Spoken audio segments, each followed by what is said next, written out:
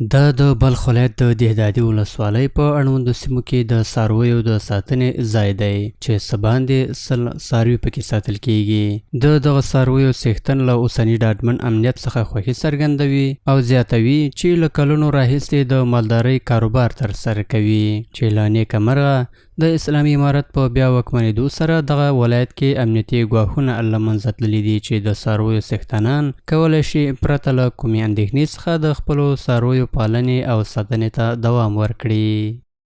دهدادی بسیار مردمش مال دوست است، مال پرور است، خوب است، از نگاه آرامی هم خوب است، ولی از نگاه برنامه کاریشان ما از طریق دولت هیچ کمکی نشده که این حیوان به این قسم پیچکاری شود و به این قسم غذا داده شود یا به این قسم کار شود. در این باره هیچ توجه نشده برای ما. نوموړی همداراز د ټولنیزو ننګونو او د څړځایونو له کمښت څخه هم سر ټکوي او زیاتوي چې په بلخ کې دي د اسلامي امارت مسؤلین دغې ستونزې ته د حل لاره ولټوي.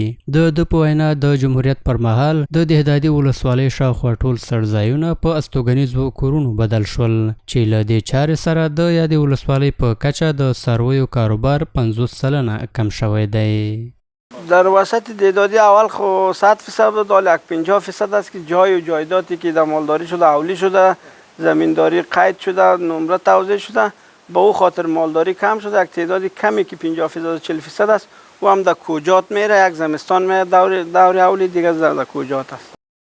د یادونې وړ ده چې په بلخ ولایت کې د پخوا په پرتله د مالدارۍ کاروبار د بیلابیلو لاملونو په اساس کمرنګه شوی دی. د مالدارانو په وینا چې یو له مهمو لاملونو څخه دا دی چې په تیرو 100 کلونو کې ډیری څړځایونه په استوګنیزو کورونو او عام المنفعه تاسیساتو بدل شوي دي.